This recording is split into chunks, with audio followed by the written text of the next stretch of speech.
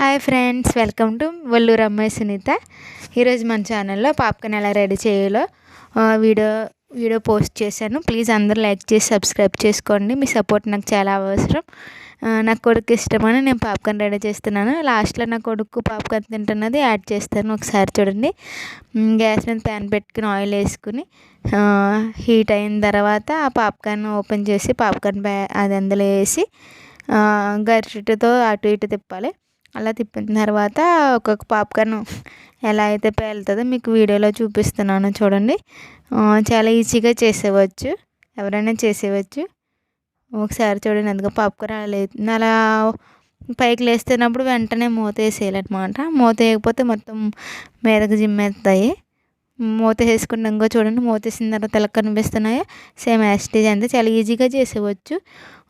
ఒకవేళ మీకు ఈ వీడియో నచ్చితే ప్లీజ్ లైక్ చేసి సబ్స్క్రైబ్ చేసుకోండి. ప్లీజ్ ఫాలో కొట్టండి.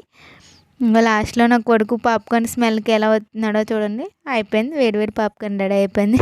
నా కొడుకు పాప్కార్న్ కోసం పరిగెత్తుకుని వచ్చాడు గ్యాస్ దగ్గరికి. నేను తెస్తాను చూసి మళ్ళీ వెళ్ళి కుర్చీలో కూర్చున్నాడు. చూడండి ఎలా తింటాడో చూడండి మీరే. మీకు నచ్చితే ఈ వీడియో ప్లీజ్ కంపల్సరీ సబ్స్క్రైబ్ చేసుకోండి. మీ సపోర్ట్ నాకు చాలా అవసరం.